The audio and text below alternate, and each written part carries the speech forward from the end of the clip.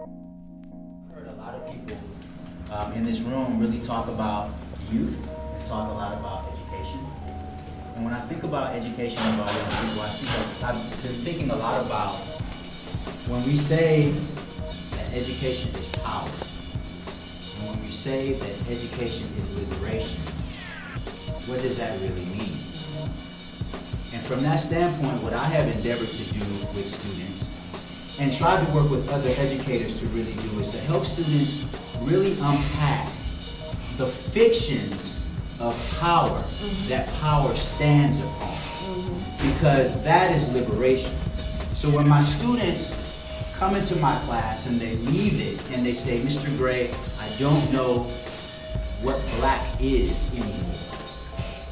I don't know what gender is anymore.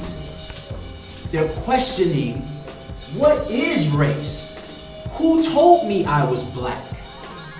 Right? Who told me that in order to do certain things, being a woman is something I can't do? So they're interrogating that.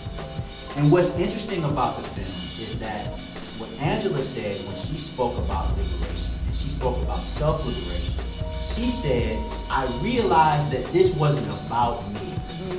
This was about the fictions of me. Right.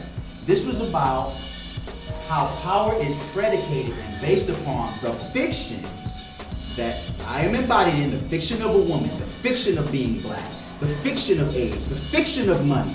None of this is real. And so she began to unpack in prison that none of this is real, and then to share that with the world and how that became powerful.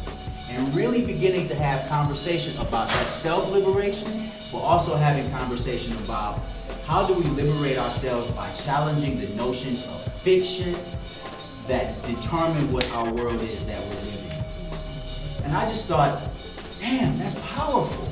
For us to be sitting here in this theater and listening to this woman tell us years after the fact, liberate yourself by liberating yourself of the fictions that you have been given. And teach your children about the fictions that they have been given. And that sometimes, because of our lack of liberation, that we give them. Right? Just very powerful.